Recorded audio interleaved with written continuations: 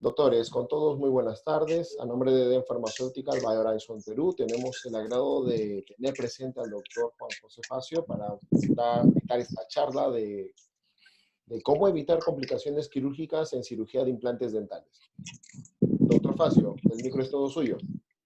Bueno, buenas tardes. Gracias a Eden Farmacéutica y a todos los que están presentes, exalumnos, compañeros, amigos, ya de toda la vida. Y bueno, completar un poquito la clase. Mil disculpas por lo que pasó el viernes pasado. Caso ajeno a mí, por el tema de internet, recién instaladito y criadito, se colgó. No es muy bueno acá el servicio de internet en esta zona donde estoy. Así que bueno, vamos a completar la clase que empezamos el otro día. Vamos a retomar el caso con el que quedamos, que justo Manuel me estaba preguntando porque tenían cierta curiosidad. Vamos a dejarme mi propio... Ahí está. Bueno, ¿cómo evitar complicaciones? Mejor dicho, vamos a mostrar las complicaciones. O sea, ya evitarlas fue imposible, porque si fueron complicaciones, fueron imposible evitarlas. Pero bueno, los cirujanos que no operan no tienen complicaciones, como dije la vez pasada. Aquellos que operan un montón tienen pocas complicaciones en comparación con aquellos que operan un poco. Esto ya profesores como Franz Hauck y Karl Schuller lo dijeron, sumado a otras frases como la de que habíamos dicho la vez pasada, que las complicaciones son eventos totalmente inafortunados que suceden cuando uno está haciendo cirugía. Como decía también que no conozco a nadie que me haya dicho ni una vez que no le fracasó un implante o que haya tenido algún tipo de complicación, ¿no? O sea, aquellos que pongan un implante por año seguramente no le va a fracasar, y aquellos que pongan 10 implantes por semana van a tener un fracaso por mes por lo menos. Por X motivo, que eso lo vamos a ver en otra parte de la charla. Y bueno, saludar a todos a mis compatriotas que están en Perú y a la gente acá en Argentina. Hoy 25 de mayo, Día de la Patria, se festeja el 25 de mayo de 1810, y la verdad se extraña mucho, después de 12 años de festejarlo en Perú. La primera vez que lo festejo acá en mi país, realmente estoy muy contento, pero se extrañan ahí siempre las fiestas en la Embajada Argentina en Lima, junto a la bandera peruana, ¿no? Y con un locro que es bastante parecido a lo que es el locro peruano, pero tiene más carnes que zapallo. Así que eso lo acabo de comer, si me duermo durante la charla, bueno, entiendan que me bajé 2 platos de esos que se ven ahí a la izquierda, así que es totalmente entendible, y con 2, 3 vinitos encima, así que no hay ningún problema. Seguiremos en la charla y después seguiremos festejando después de esta charla. Por definición, la complicación quirúrgica perioperatoria puede ser antes de la cirugía, durante o después. No es un todo o sea, porque no es deseado. Es inentendida, indeseada e inesperado efecto adverso causado por una intervención quirúrgica o durante, que puede presentarse en la misma durante el procedimiento quirúrgico o antes de cicatrizar los tejidos blandos. Esto lo dijo Jensen según la bibliografía de Hillerup del 2011. ¿No? Tenemos, por ejemplo, comparadas, la otra semana habíamos visto, ya hace 2 semanas habíamos visto con respecto a malposiciones dentarias, que dentro de todo pueden ser corregidas, ya sea por explantación o con aditamentos protésicos, y también generalmente, y después de estar estudiando bastante bibliografía estas semanas para completar esta presentación, a lo que se llega toda la bibliografía, ya sean los consensos del IPI, como muchísima bibliografía, es que son todos prevenibles y hay que conocer la anatomía, ¿no? Esto que es el Testut Latarjet, que lo encontré ahora en mi mudanza, unos cuantos tomos originales. Realmente hay que conocer la anatomía del terreno donde vamos a trabajar, y es totalmente evitable. ¿Cómo lo conocemos? Mediante la prevención, mediante el estudio, mediante hacer tomografías con BIM, no simplemente panorámicas para hacer una cirugía, ¿no? Dentro de las complicaciones reportadas, ¿no? Tenemos malposición y desplazamiento de implantes al seno maxilar. Esto lo vamos a ver no solamente al seno maxilar, sino a otras cavidades, como podemos ver ahí en ese corte coronal que podemos ver de una tomografía totalmente de cráneo, donde vemos el implante totalmente metido dentro de los cornetes. Podemos ver, ya sea en el seno maxilar o en otra parte de la anatomía. Pero dentro de la intromisión a cavidades aledañas a la cavidad bucal, podemos encontrar, ya sea desde en zonas lagunares de hueso tipo 4 o más blando, podemos encontrar en seno dermoidal, podemos encontrar en senos paranasales, en fosas nasales y hasta en fosa craneal anterior, según dice la bibliografía. Por supuesto, a mí espero que no me pase nunca algo de eso, ni a ustedes les deseo eso. Hemorragias, que ya vimos casos de hemorragias por lesión de la arteria lingual, ¿no? Daños al nervio dentario inferior, vamos a ver hoy. He visto en mi vida profesional un solo caso de una neuralgia del trigémino y otra neuralgia en la zona anterior, de incisivos, realmente bastante fastidiosa por parte del paciente, fracturas de mandíbula, infecciones y cicatrización de heridas retardada. Vamos a ver esto algunos pasitos, ¿no? Y dentro de las complicaciones que pueden ser clasificadas también, según Jensen y Hillel del 2011, por su impacto en el resultado definitivo del tratamiento. O sea, nosotros podemos tener una complicación dentro de la cirugía de instalación de implantes, pero que el implante se os integre. Y luego tener la complicación. Por ejemplo, como dice el punto 1, la complicación aumenta el nivel de dificultad del tratamiento posterior, por ejemplo, durante la rehabilitación, pero no pone en peligro el resultado definitivo del tratamiento. Si el implante está en una mala posición, pero gracias a un aditamiento protésico puede ser solucionado. ¿No? Una complicación provoca un resultado subóptimo, sin embargo la supervivencia de las prótesis no se ve afectada. ¿No? 3, donde la complicación compromete la función a largo plazo y o la supervivencia del implante o la prótesis sobre implantes, cuando puede estar el implante dentro del seno, que no está anclado totalmente, o que el implante tenga muchas espiras fuera del ras del hueso y que tenga que hacer muchísima fuerza y tenga más posibilidades de tener una periimplantitis. Y la complicación tiene resultados negativos y un fracaso de tratamiento inmediato, también puede ser. ¿No? Por ejemplo, con respecto al desplazamiento de implantes más frecuentes dentro del seno maxilar. ¿No? En esto tenemos algunos factores de riesgo. Por ejemplo, cuando no tenemos suficiente cantidad de hueso subantral, tanto en cantidad como en calidad. Calidad sabemos que en la zona posterior del maxilar superior vamos a tener una clase 4, y más cuando hay un edenturismo de más de 10-20 años, va a haber una cantidad muy pobre, sumado a la calidad que va a ser también muy pobre. En esos casos es muy común y está muy de moda no hacer ventana lateral y hacer esa técnica que podemos ver ahí, que es la técnica de Samos, o técnica transalveolar, mediante la cual una perforación del seno del remorde, como para poner el implante, hacemos la elevación mínima con unos osteótomos. Pero esa técnica siempre, ya a través de los años, siempre se dijo que se podía elevar 2-3 milímetros como máximo. O sea, es muy común entre los colegas escuchar que no, yo levanto 4, 5, 6. Sinceramente no es la indicación. Cuando se necesita levantar 4 o 5 milímetros, la indicación es ventana lateral, ¿no? Es una técnica de levantamiento del seno por ventana lateral y poner el relleno. Ya sea en uno o en 2 tiempos, ¿no? En un tiempo es elevación de seno e instalación de los implantes en el mismo momento, y en 2 tiempos es hacer la elevación del seno maxilar, cerrar, y en 5 a 6 meses, o depende cómo vamos evaluando cómo va a quedar ese relleno, vamos a ir a poner los implantes.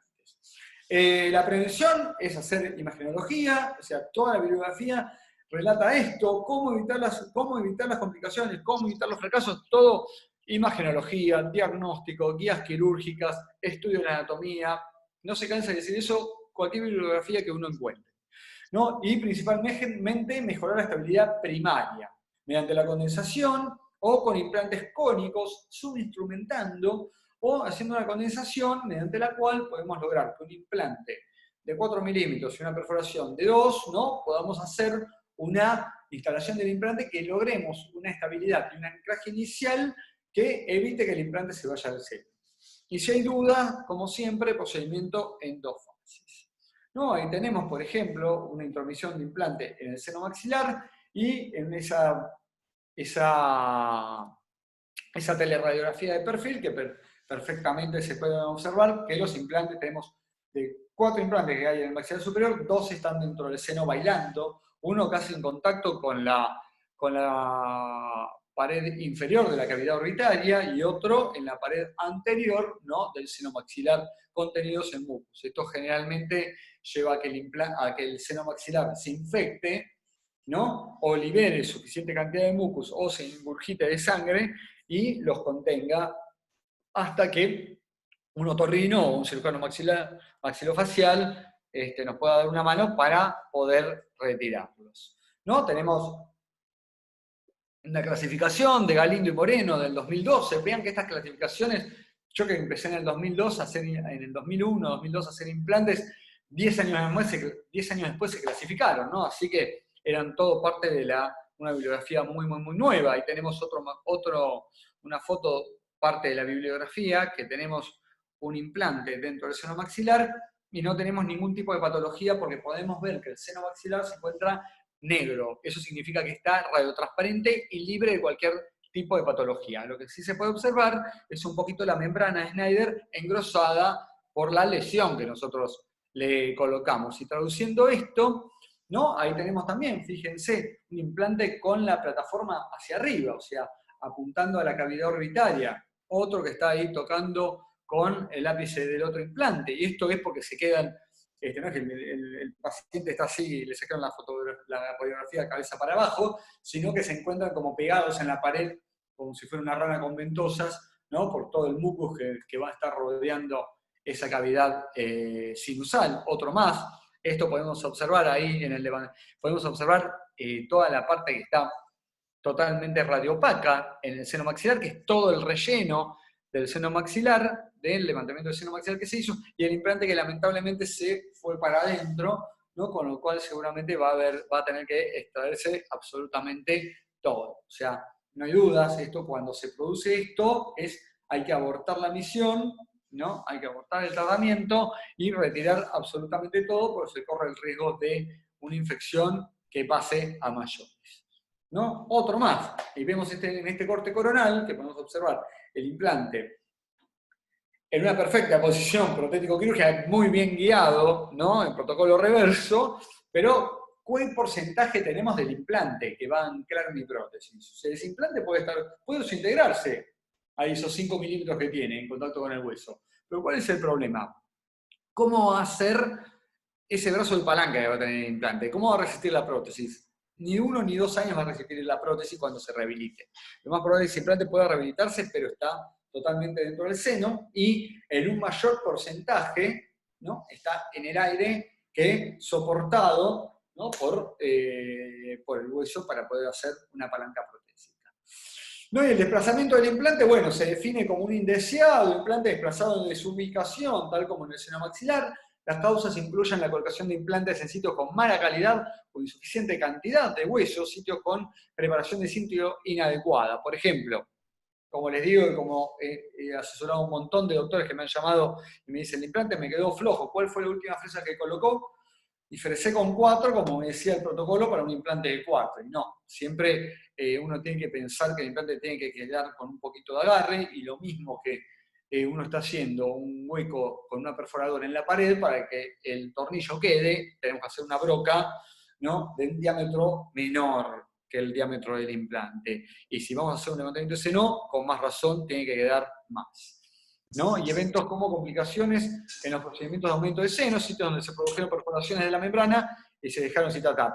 Casos donde hay un levantamiento de seno por ventana lateral y se perfora la membrana, tenemos que solucionar ese problema antes de poner el implante. El implante empieza a formar parte de un segundo plano, totalmente externo. Yo hasta que no solucione ese problema de taponar la membrana que perforé, no puedo colocar el implante.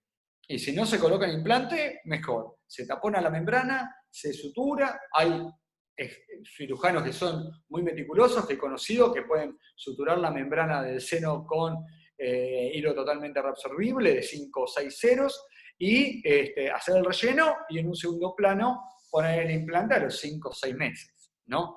Pero voy a mostrar un caso donde a mí me sucedió de poder solucionar este problema y tener éxito. El uso de fuerza excesiva para colocar el implante también, que fracase y se coloque dentro del seno, ¿no? Entre otros, el desplazamiento de implantes Es raro reportado, pero puede llegar a suceder, y vimos varias radiografías dentro de la bibliografía que he encontrado, ¿no? Y que me han pasado colegas que le ha sucedido, pero tenemos realmente que tener cuidado con esto. La verdadera incidencia de esto ha aumentado, la creciente popularidad de esto con respecto a muchos cursos que hay, o en la popularidad, como dije, hacer levantamiento de seno intraalveolar o por, como se dice, la técnica, bueno, osteótomos de Summers. Claro, es un instrumento que se vende y uno se cree que porque tiene el instrumento puede realizar la técnica. Realmente es una técnica a ojos cerrados. Esto es una técnica a ojos cerrados. Nosotros, salvo que tengamos un endoscopio, que es el único elemento de exactitud que nos puede indicar que hicimos un levantamiento de seno maxilar sin poder perforar la membrana, realmente no hay nada que me lo indique, salvo una tomografía computada, una COMBIN posterior a la cirugía, ¿no? Pero esta técnica realmente es una técnica a ojos cerrados que no me asegura, como la técnica de ventana lateral, que es más complicada, requiere más mano, pero realmente es muchísimo más segura porque uno, como digo siempre, cuando uno levanta el colgajo y ve la cantidad de hueso que tengo, ¿no? Ahí es la mejor forma de ver el terreno donde uno va a trabajar. Lo mismo para el levantamiento de seno con una ventana lateral, ¿no? Otro tema es también el principal inconveniente y la principal preocupación es que el implante se vaya al seno, no es que vaya a sonar en el aeropuerto, que el paciente sienta que tiene ahí como un sonajero, sino que son las patologías que puede iniciar esto, como por ejemplo una sinusitis crónica, ¿no? O del desplazamiento hacia otras cavidades. Uno no puede saber, pero hay bibliografía que dice esto con respecto, ¿no? Y las complicaciones inflamatorias de sinusitis y infección. Y dentro de la bibliografía dice que hay implantes desplazados al seno maxilar, pero también a las vías aéreas respiratorias, al piso de órbita, incluso a fosa craneal anterior, ¿no? Entonces esto es realmente una preocupación mayor. Ya, y el manejo adecuado de un implante desplazado requiere el conocimiento de los peligros, ¿no? Llamado, si uno no tiene la suficiente mano como para intervenir y retirarlo, llamar a un maxilofacial, otorrino, un cirujano de cabeza y cuello para que realmente me pueda solucionar este tipo de problemas, ¿no? Este es un caso que mostré la otra semana también, que un implante perfectamente ya rehabilitado, pero intrometido dentro de la fosa nasal, ¿no? Esto, el protocolo que se tomó en la bibliografía muestra que se seccionó, no se retiró un implante, pues ya estaba formando parte todo de una híbrida de metal porcelana, un caso de los 2000, y que se hizo con una fresa transmetálica, se cortó el implante y se dejó el porcentaje de implante que estaba rehabilitado. Bueno, esto ya vamos a ver. Esto es un caso de una cirugía, de un levantamiento de seno maxilar, un caso del diplomado del Colegio Odontológico del Perú de Comas del 2011, hace bastante. Y podemos ver ahí un doctor que me trajo un caso para hacer 2 implantes, que quería empezar con esto y realmente no pudo, ¿no? ¿Por qué? Tenía poca cantidad de hueso en el sector posterior, patologías varias en las piezas dentarias, y cuando vamos a hacer un análisis para hacer un levantamiento de seno maxilar, ¿no? Realizado por mí, vamos a ver que tenemos una anomalía, y esto ya lo mandaba, miren las tomografías de ese momento, vemos que ahí en la pared lateral del seno maxilar discurre, hay un puntito negro, que es una anomalía de la arteria alveolar, que siempre pasa por lo menos 2 centímetros por encima y que nos deja trabajar tranquilos dentro de la ventana lateral del seno. En este caso, la muy picarona, ¿no? Está pasando a menos de 5 milímetros y justamente en el sector donde tenemos programado realizar la ventana lateral para hacer el levantamiento del seno maxilar. Vemos que era un seno totalmente asintomático, no tenemos superficies grises que me delaten una patología, es totalmente radiotransparente, entonces nada me impedía que con cierta precaución pudiera realmente poder evitar esto. Pero si está dentro del hueso, pasándose una arteria que es intraósea, que está pasando dentro de esa cortical, y como cortical la podemos ver muy blanca, totalmente dura, ¿no? No se puede observar ahí muy bien en la panorámica. Vamos a hacer la ventana lateral y dentro de los, no puedo encontrar una foto mejor, de los gráficos que se encuentran en los atlas de anatomía, pero es la arteria que pasa por la pared lateral, ¿no?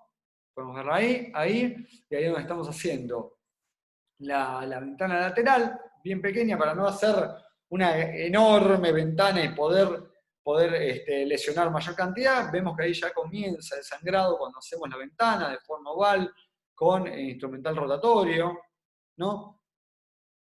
Y ahí ya comienza a sangrar mucho, el sangrado era interno del seno. Estamos haciendo el levantamiento de la membrana, y ahí sí podemos observar. En el video vamos a observar que tuvimos que hacer la técnica cuando encontramos esto, es tranquilizarnos.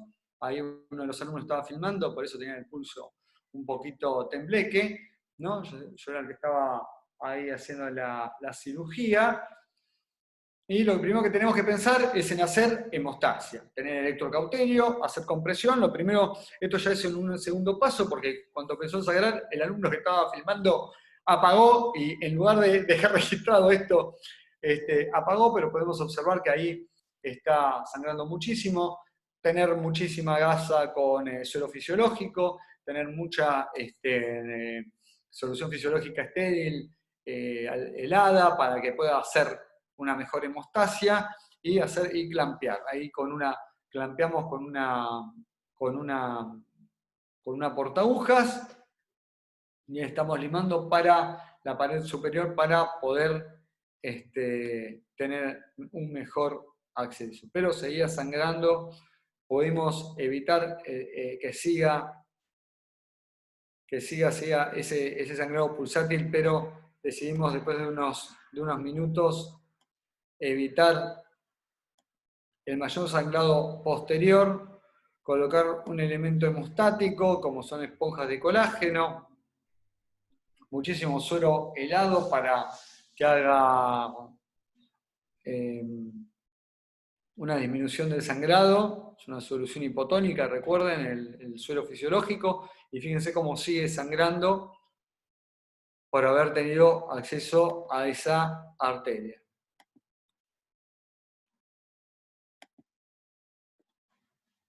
No, sigue sangrando. Era inaccesible realmente visualmente el seno maxilar, entonces tuvimos que abortar totalmente la cirugía. Se le envió a la casa a la paciente, y bueno, el protocolo fue ese: comunicación con la paciente, a ver si tenía sangrado, una muy buena sutura, colocar membrana taponando la pared del seno, rellenar con esponjas de colágeno, ¿no? Eso van a estabilizar el coágulo, y hacer bien compresión con una portaagujas, ¿no? Este fue otro caso que teníamos ahí. Ven que es el caso del seno maxilar, fue uno de los sectores donde hicimos el levantamiento del seno maxilar. El peligro es esto, los tabiques. Ahí encontramos tabiques, podemos ver un seno totalmente sano, pero está dividido en dos, tabicado a la izquierda, ¿no? Y como con perlas y puentes óseos dentro del seno que tratan de unirse. Son puentes óseos los tabiques son como puentes que tratan de unirse, de la pared externa a la pared interna del seno maxilar, ¿no? Entonces, estas son zonas donde cuando uno quiere hacer el levantamiento del seno y va con su cucharita ahí para despegar la membrana del seno, ¿no? Uno puede realmente lesionarlo. Y tenemos que hacer dos ventanas, porque tenemos que entrar por ambos lugares, no podemos por uno solo, ¿no? Entonces podemos ver ahí los tabiques, como tenemos a la izquierda, como tenemos a la derecha, intromisiones del seno maxilar, y un reborde totalmente exiguo en filo de cuchillo, y el sector 4, falta. Esto siempre tenemos que recordar, tenemos que emparentarlo con los años de denturismo que tiene una paciente. Esta era una paciente de menos de 40 años y tenía más de 20 años de denturismo, ¿no? Una paciente que quería rehabilitarse, quería verse bonita, quería tener dientes, quería tener todas sus piezas sanitarias, pero realmente se encontraba con este tipo de anatomía anómala, ¿no? Totalmente exigua para un diagnóstico correcto de implantes, o con una cirugía bien correcta. Y si ahí podemos ver, en la foto de abajo de la derecha, que esta arteria que veíamos en el caso anterior se encuentra más o menos 3 centímetros por encima, es donde hace una concavidad la cortical interior. ¿No? Yo no he podido realmente hacer el cursor con estas herramientas. Vamos a ver ahí el levantamiento de seno, y este es un caso donde lesionamos el seno maxilar, la membrana del seno maxilar, colocamos un implante anterior, y para colocar el implante posterior realmente lesionamos una membrana. La paciente nos relató que, bueno, que ella había sido fumadora durante mucho tiempo, si bien se puede ver la membrana del seno levemente engrosada, podemos ver que de la cortical tenemos la membrana que está levemente engrosada justo en el sector donde tenemos que hacer el levantamiento de la membrana del seno, ¿no? Y a pesar de que estamos utilizando elementos totalmente romos, sin nada de filo, vamos a ver que en este caso se lesionó. ¿Y cómo tratamos de solucionarlo? Tapizándolo con, ahí estamos haciendo el levantamiento, con una cucharita de seno maxilar lateral. Este es un caso del 2012, creo, así que tengan en cuenta el grado de píxel de la filmación. Y está en crudo para que lo vean que es real, no está editado.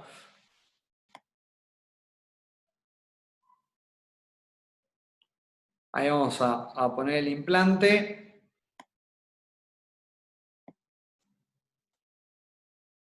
Y una de las cosas que tenemos que ver, chequeen, que entre el implante y la ventana del seno hay una pared muy chiquitita. Acá se corre el riesgo de cuando uno está subinstrumentando, ¿no? De poder fracturar esa pequeña cantidad de huesito que queda. Es muy cortical, muy frágil, y cuando uno está atornillando el implante, realmente puede correr el riesgo de fracturarlo y de lograr una muy pobre anclaje, un muy pobre anclaje del implante.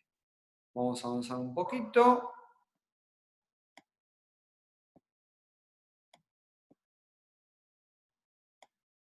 Esto es el implante, miren, año 2012, todavía ponía implantes de hexágono externo. Y ahí podemos observar el implante dentro del seno, el montador del implante.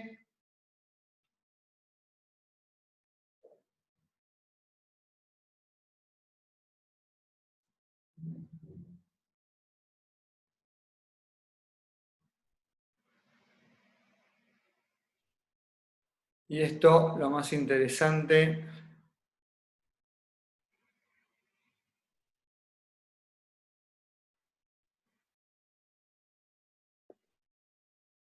viene en el video. Acá está.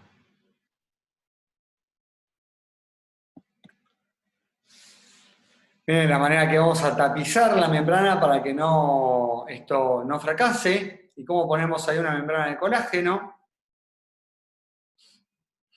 ¿no? ¿Cómo la metemos? ¿No? Una de la pared superior a la pared inferior y otra de la pared anterior a la pared posterior, así como cruzándola, como haciendo una cruz roja, ¿no?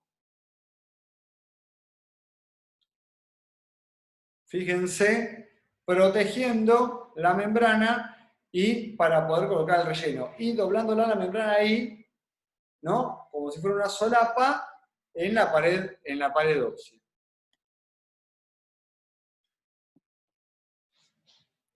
Ahí tenemos la otra, cómo vamos a colocarla. Disculpen el grado de movimiento del video, pero realmente es lo que tengo para mostrarles. Ya después lo vemos en foto. Vemos ahí cómo tratamos de meter la membrana previamente cortada, ¿no? Como si fueran tiras, y introduciéndola dentro de la cavidad sinusal, como si fuera tapizando para evitar que el material de relleno óseo se vaya dentro del seno maxilar, que me pueda taponar el ostium, que me haga una sinusitis y que pueda crear algún tipo de... cuando se tapa el ostium está muy relatado que produce cefaleas, ¿no? Producen sensación de feo olor y todo eso. Fíjense ahí cómo se tapizó todo, cómo quedó todo como una cavidad nueva, o sea, está el seno maxilar y tapizado todo el implante por las membranas. ¿No? Así fue como quedó y así fue como logramos, ¿no? Esos 8, esto es una foto, ahí está la radiografía anterior. Fíjense acá a la derecha cómo está. Y ahí está lo que se logró, 8 milímetros. Más radiografías. Y otro caso de otro levantamiento. ¿No? Esto es del 2011, fíjense, esto es un caso de un posgrado también que hicimos, me acuerdo, con Conexado hace muchos años. Y este paciente que venía de España, lo trajo un alumno del curso, y tenía el sector posterior, tenía bastante anomalías en los dientes y un seno maxilar totalmente atrófico, ¿no? Totalmente no indicado, era para un tipo de instalación posterior, o sea, para hacer en una primera fase el levantamiento del seno maxilar y en una segunda fase la colocación de los implantes, ¿no? Que ya lo derivamos a su doctor para que los colocara, nosotros nos encargamos solamente del levantamiento de seno. Lamentablemente no pudimos continuar con el seguimiento del caso porque el doctor no se comunicó con nosotros. En este caso hacemos la ventana lateral, por eso es siempre muy importante cuando uno hace un caso longitudinal, un caso tan complejo, de alta complejidad, que siga el contacto con el doctor para tener la comunicación y el caso del éxito, del fracaso o lo que pase con este caso. ¿No? Ventana lateral, ahí estamos haciendo el legrado de la membrana de Schneider y caso de paciente fumador, con otros tipos de patologías también, sinusitis crónicas, se perfora la membrana. Fíjense ahí, se ve perfectamente ese agujero negro. Me acuerdo, había dos doctores que estaban presentes, que seguimos siendo amigos durante mucho tiempo, hasta el día de hoy, están asistiendo en esta cirugía. Y bueno, ahí como vamos tratando de levantarla y como vamos también haciendo el mismo protocolo que en el video que vimos anteriormente. Dos membranas, ¿no? Una tapizando una de las paredes, otra tapizando otra de las paredes, haciendo como si fuera una cruz, ¿no? Y ahí colocando luego el relleno. Ven que podemos colocar perfectamente el relleno, en ese caso estamos usando un colágeno, estamos año 2011, hace mucho tiempo, creo que estamos usando un material brasilero, que se vendía muchísimo en ese tiempo, colocación del relleno, máxima cantidad de sutura para poder cerrar, porque realmente jala mucho los tejidos y se puede tener muchísimos problemas. A los días, cómo se encuentra la zona de Adón, hicimos extracción de hueso autólogo de la rama, realmente, de la línea oblicua externa del paciente, del maxilar inferior. Vemos como hay una pequeña dehiscencia y hay una cicatrización por segunda intención de los tejidos. Y después de la cirugía lo mandamos, como habíamos perforado. Realmente esta fue la primera vez que me pasó que había perforado una membrana del seno maxilar haciendo un levantamiento de seno. Entonces el paciente tenía la posibilidad, lo enviamos a hacer una tomografía con BIM para ver si realmente el relleno estaba desperdigado por todo el seno maxilar y si íbamos a tener que intervenir a la semana para retirar absolutamente todo, hacer una limpieza del seno maxilar con alguna sustancia profiláctica y abortar la misión para dentro de 5 o 6 meses que tuviera una restitución ad integrum. En este caso, vamos a ver, esta es la radiografía panorámica, no es como una pelota, como un ojo, ahí una imagen negra, que realmente a mí ahí me asustó. Vemos seno al lado derecho, patológico, ¿no? Ahí tenemos una sinusitis de causa odontogénica o no odontogénica, no sabemos, pero la que está del lado izquierdo la produje yo, la produjimos nosotros, ¿no? Eso por hacer la perforación por perforar la membrana El del seno. audio no se escucha, por favor. Sí, hola. Doctor, el audio Sí, está perfecto. Permítame, por favor, voy a hacer verificación. ¿qué pasó? Parece que tenemos algunos participantes que no tienen un buen audio. Permítame, voy a hacer una verificación con Diana. Disculpe la interrupción. Dianita, Ok. ¿puedes hacer la verificación, por favor? Sí, sí, Manuel, el audio está perfecto. Lo que pasa de repente algunas personas, algunos doctores pueden estar teniendo problemas en su audio de su computadora. Podrían entrar al mood y a configuración para que puedan, en audio setting, para que puedan verificar el audio en su computadora. Listo, doctor, nuestro audio está en excelentes condiciones, el suyo también. ¿Podemos Bien, proseguir la charla? seguimos, ¿cómo vamos? ¿Bien? Sí, doctor, estamos todo bien. Podemos proseguir. Perfecto. Ahí seguimos, podemos observar que en el seno maxilar, en ese caso, ¿no? Vemos esa pelota que vemos ahí, el relleno del seno maxilar, del material que pusimos nosotros, vemos una forma realmente que es ahí radiolúcida, que es negra, y todo ese seno que se ve totalmente gris es el proceso inflamatorio que nosotros le produjimos. O sea, hay un sangrado interno del seno, está inflamado, tiene un proceso de recuperación, ¿no? Y podemos ver ahí en los cortes, implantes, cómo se puede observar. Sobre la base del seno maxilar podemos ver esa bola, ese relleno que nosotros le pusimos. La membrana no se va a ver porque es de colágeno, es totalmente radio opaca, no se ve, no, o radio invisible, podríamos decir, no se ve. Y todo el seno, como se puede observar, gris, inflamado, inflamatorio, por supuesto, corticoides. El protocolo es del paciente, corticoides, inyectable en un primer postquirúrgico, ¿no? Un corticoide, antiinflamatorios, analgésicos, porque va a tener, sí, un fastidio. Vino a los 15 días, el paciente realmente no le fastidió mucho, era un paciente realmente muy aguantador, español, me acuerdo, que venía al Perú para hacer excursiones a la selva y a sus mitos, hacer incursiones de ayahuasca a Iquitos, ¿no? Bastante loco, como todo gringo, ¿no? Que viene a visitar nuestros países.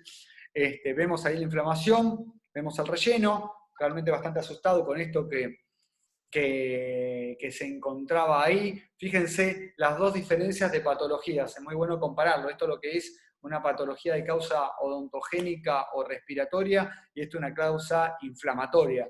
La diferencia, la convexidad con respecto a la concavidad. Esto es que hay por depósito, ¿no? Cantidad de mucus o cantidad de sangre, y el lado derecho, ¿no? ¿Sí? Puede llegar a ser un pólipo. Yo no soy radiólogo para dar una exactitud de lo que es esa patología. Vemos en los otros cortes axiales, podemos observar también la inflamación, cómo se encuentra ahí la inflamación. Realmente asustado con el resultado reservado, le dijimos al paciente que por las causas inflamatorias que tenía, que nos encontrábamos con un diagnóstico reservado. Vemos ahí el volumen, habíamos aumentado, fíjense, hasta 13 milímetros, 11 milímetros. Esto para que vean una comparación muy diferente con lo que uno puede levantar por una técnica transalveolar. O sea, esto es imposible por una técnica transalveolar, por más que tengan la técnica del globo, la técnica del Zeppelin, la técnica del Mirage, lo que quieran, ¿no? Es imposible. Seguimos viendo ahí las patologías, las diferentes cantidades que habíamos podido avanzar, y a los meses, ¿no? El paciente viene a los 6 meses más o menos, y, oh milagro, realmente yo esperaba realmente por esto tener que hacer otra intervención, pero podemos ver ya ahí, en la radiografía panorámica que mandamos a hacer, cómo encontramos realmente bastante cantidad de hueso, ¿no? Ahí vemos con la lupa del Viewer, y cuando hacemos la tomografía podemos observar que encontramos 9 milímetros, 9.1, 10, encontramos muchísima cantidad de 2 milímetros que tenía. Esto elevamos 8 milímetros y con perforación de la membrana, ¿no? Entonces es un caso que realmente lo pudimos manejar. Podemos ver ahí también en la cortical, ¿no? De la pared externa, podemos ver una pelotita negra, esa es la arteria alveolar posterior también, ¿no? O sea que realmente nosotros cuando hicimos la cirugía teníamos de la basal solamente, y realmente pudimos evitarla. Así que es una inconstancia constante que podemos encontrar esa arteria, y no tenemos que tener ningún tipo de miedo a intrometernos, sí tener las precauciones derecho. Fíjense cómo pudimos tener ahí 12 milímetros, 11, no, hacía bastante que no veía este caso, realmente me asombré con lo que pudimos lograr, y fíjense cómo ahí hace como una bajadita, eso es realmente porque pudimos hacer más relleno hacia la pared que está hacia mi lado de trabajo que contra la contralateral, ¿no? Y fíjense realmente cómo pudimos tener realmente éxito, 13 milímetros, 10 en otro de los sectores, y ahí ya lo derivamos a su doctor para que pusiera los implantes. Realmente me gustaría haber sabido más de lo que había cuando uno le deriva en un caso de alta complejidad, qué pasa con estos casos. Otros casos que nos podemos encontrar también, fue un curso que hicimos de elevación de seno maxilar en Lima, y que vino un paciente argentino, en este caso amigo mío, le sacamos la tomografía y fíjense lo que encontramos. Tenía muy poca cantidad de hueso, una sola pieza de toda su anatomía dentaria le faltaba. ¿Por qué? Siempre lo mismo. Tratamiento de conducto mal realizado, perno y corona, pernos metálicos, fractura, extracción de la pieza. Bueno, miren lo que podemos encontrar ahí. ¿Qué es? Es un resto radicular con resto de gutapercha. ¿No? Pero ¿dónde se encuentra ese resto dentario? Se encuentra, ¿no?, durmiendo sobre la membrana de Schneider. Y si podemos observar, el seno se encuentra levemente patológico. No se encuentra radiotransparente, sino que se encuentra con algún tipo de patología. También tenemos ahí que la arteria alveolar posterior no se encuentra dentro ósea, sino que se encuentra en un canal. Y eso también realmente para mí me fastidia bastante. ¿Por qué? Porque se va a encontrar con su paquete vasculonervioso, ¿no? Pero se va a encontrar tapizando la pared lateral del seno. Y realmente correr ese cable de alta tensión es bastante riesgoso. Bueno, realmente no hubo ningún inconveniente, realmente esto lo expliqué, me acuerdo cuando todos los alumnos estaban esperando que sangrara el paciente, realmente pudimos hacerlo sin ningún tipo de inconveniente. Espero encontrar en todos mis backups este tipo de cirugías, espero que alguno de los doctores que estuvo presente en este curso, que haya podido grabar algo, se comunique conmigo y me lo pase. Pero esto es realmente una anomalía bastante anómala, valga la redundancia, de encontrar un resto radicular con un obturado con gutapercha encontrado dentro del seno maxilar y que no genere ningún tipo de inconveniente. Nosotros pudimos hacer el levantamiento de seno y jamás nos encontramos con este resto radicular. Para encontrarlo y para retirarlo, lamentablemente hubiéramos tenido que perforar la membrana de Schneider y tener que hacer la cirugía en 2 o 3 pasos, y eso no era lo que queríamos. Y los tabiques, bueno, los tabiques ya dijimos bastantes. Estos son un caso también de una paciente que le hicimos unos injertos en bloque de mentón para le faltaban 4 incisivos superiores, y eso va a formar parte de otro curso de bloques de seno, bloques de mentón, pero en este caso encontramos que esos tabiques realmente son puentes, ya son anomalías, son como una perla dentro de una ostra, ¿no? No siempre se puede encontrar una perla de nácar dentro de una ostra, y estos casos también son bastante anómalos. Son hasta puentes que tienen diferencias de densidad dentro de ellos mismos, y que realmente hacen de una cirugía de seno maxilar realmente algo que sea imposible de ser traumático, porque la membrana se va a encontrar tapizando estas anfractuosidades internas, ¿no? Fíjense cómo se encuentra, ahí tenemos una foto superior donde se encuentran de la pared externa a la pared interna, se unen, y ahí me podrían hacer imposible realmente sumado a las patologías apicales que tenía, ¿no? Ahí encontramos como una especie de perlas también dentro del seno maxilar. Vayan a saber si en un futuro se pueden hacer joya de estos, ¿no? Quién sabe lo que deparará la humanidad, ¿no? Y ahí podemos observar las patologías que incluían en estas tomografías con BIM, como siempre les digo, soy fanático, y podemos encontrar ahora también otra de las complicaciones frecuentes, ¿no?, que podemos encontrar, y tanto en la bibliografía como en la práctica diaria, es la lesión al nervio. Y al nervio dentario inferior, por supuesto, nos estamos refiriendo, ¿no? Si fuera por el maxilar superior, encontramos los reparos anatómicos siempre que nos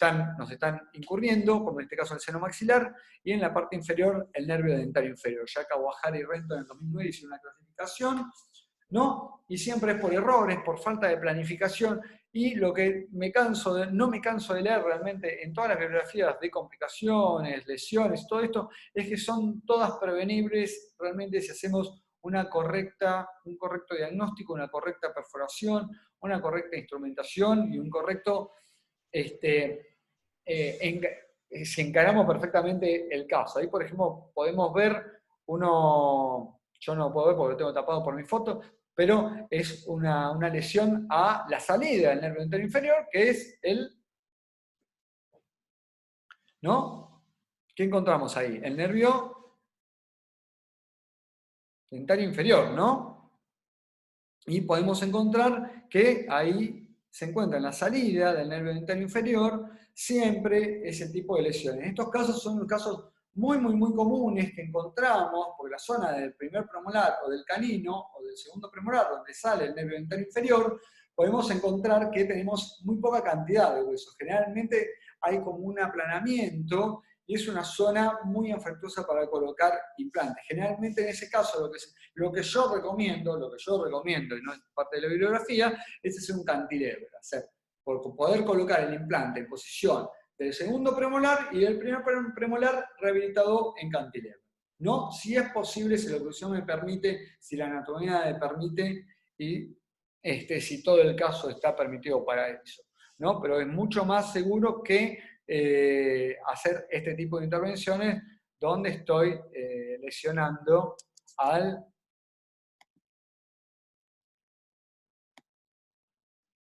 ahí lo puedo ver, ¿no? A la salida del nervio dentario inferior. Bueno, otros casos. Bueno, dentro de las lesiones nerviosas, lo que conté en la bibliografía, que tenemos tres tipos de clasificación. Por ejemplo, la neuropraxia es un trauma epineural y axónico, ¿no? Axónico, o sea, estamos lesionando una parte del axón. O sea, en este caso hay una pérdida de sensibilidad temporaria. El paciente siente un cosquilleo, siente como una presión, pero fue generalmente por un apretamiento, como el axonomesis, ¿no? Como se nota, esto no lo pronunciamos muy seguido, que es la obturación del fluido plasmático por compresión, ¿no? Y la única solución que hay es la corrección. Cuando hay compresión, tenemos que retirar el implante o destornillarlo un par de roscas para que no haga compresión del mismo. Y la neurotmesis, que es la amputación nerviosa. Esto ya cuando hay perforación, lesión, y la corrección es simplemente con pronóstico reservado. En estos casos ya tenemos que incurrir en una corrección por medio de la neurocirugía. Ya tenemos que concurrir con un neurocirujano, un microscopio, para que pueda producir la unión del axón. Y realmente eso es bastante. Yo personalmente no lo he visto nunca, ¿no? Pero sí, cuando hay una perforación, ya sea por la perforación de las fresas o del mismo implante, realmente eso es irreversible. Realmente la corrección es un pronóstico muy, muy, muy reservado. Diferente es cuando uno aprieta con el implante o llega a lesionar. Hasta hay casos en la bibliografía que he encontrado de sobreobturaciones de conductos, ¿no? Que con el ya es demasiado malo hay que hacer, ¿no? En endodoncia para perforar con el cono de gutapercha, llegar a hacer presión del nervio dentario inferior y tener que realizar después la desobturación para liberar esa presión, ¿no? Y como dice la axonomesis, ¿no? La obturación del fluido plasmático por compresión. Pero hay muchísima bibliografía con respecto a esto. También cuando uno está haciendo, uno tiene que tener un margen de seguridad de 2 milímetros, 3 milímetros de distancia al nervio dentario inferior, pero cuando nos está haciendo presión, hay trabéculas que pueden estar comprimiendo levemente o sintiendo presión el paciente. Me ha pasado que el paciente, cuando uno está atornillando el implante, siente presión, anestesia más, y luego no siente nada. toma una radiografía intraoperatoria para descartar este tipo de llegada al nervio dentario. Realmente uno está a 2 metros del nervio dentario. Pero hay por X motivo algún tipo de sensibilidad idiopática o de miedo del paciente de que estamos uno llegando al nervio dentario, ¿no? Por ejemplo, en este caso, una cirugía de implantes, tenemos ahí, ¿no?, el nervio dentario inferior, la salida, ¿no?, donde se encuentra el agujero del dentario, y tenemos ahí esa zona, ¿no?, que siempre la técnica de comprobación es con una aguja, ¿no?, estar ahí pinchando, hincando, y para ver si la paciente tiene algún tipo de sensibilidad, ¿no? Y si no tiene sensibilidad, ahí es el problema, que el implante está haciendo compresión, pero ahí ya el implante nos encontramos que está ya totalmente rehabilitado, hasta hay una rehabilitación unido con piezas dentarias, lo cual es totalmente contraindicado. Se ve que tiene algún tipo de anclaje ahí o separación, pero en este caso hay que retirar directamente el implante en una primera fase. Por eso lo importante es el abordaje inmediato del tipo de complicación que estamos viendo. En este caso, si sacamos por más que hagamos una radiografía periapical postoperatoria, no necesitamos este tipo de panorámica o tomografía, ya con una periapical podemos observar que vamos a encontrar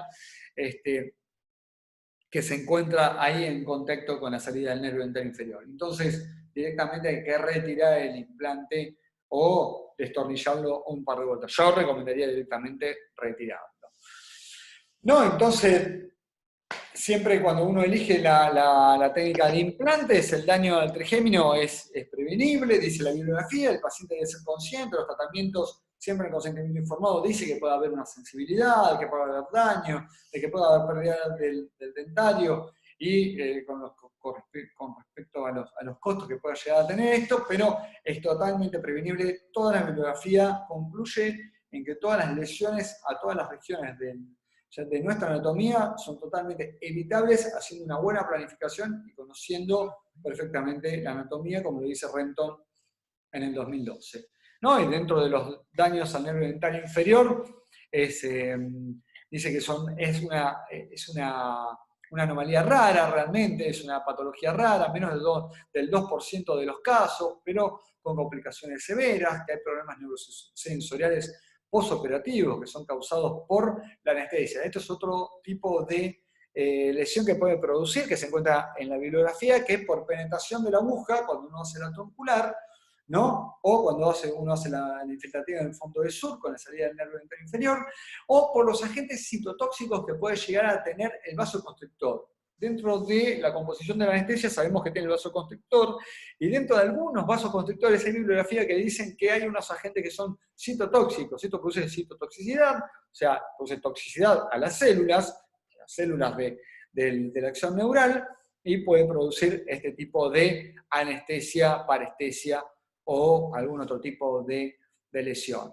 Por diseño de decisión inapropiado, esto también la bibliografía lo relata, que cuando uno hace una descarga del colgajo puede lesionar la salida del nervio dentario inferior.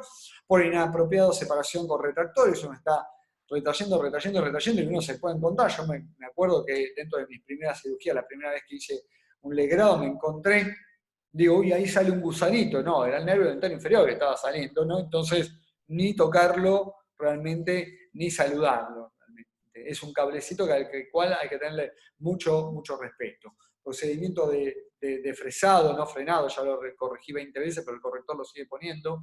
Hay que poner una suficiente profundidad, con 3 a 2 milímetros de distancia al nervio dentario inferior. A eso hay que sumarle la magnificación, si están utilizando panorámica, ¿no? Sumarle 2 milímetros.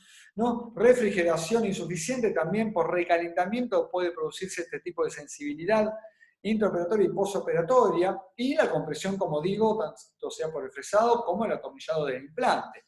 Sangrado intraóseo puede producirse dentro del paquete vasculonervioso, que estemos lesionando algún vaso que está pasando dentro de las lagunas del maxilar inferior, la laguna ósea medular, que esto produzca un sangrado intraóseo y que eso produzca un apretamiento del paquete vasculonervioso, ¿no? Esa inflamación intraósea no descomprime y produce un apretamiento del paquete vascular nervioso que es temporario. Entonces, por eso podemos escuchar algunos relatos del paciente, sacamos radiografía, vemos fotos, palpamos, no pasa nada, pero el paciente siente algún tipo de dolor, ¿no? Y, por ejemplo, el trauma directo, como es el fresado, por no calcular la suficiente longitud, o pasarnos con la fresa y realmente hacer un problema realmente muy, muy, muy grande.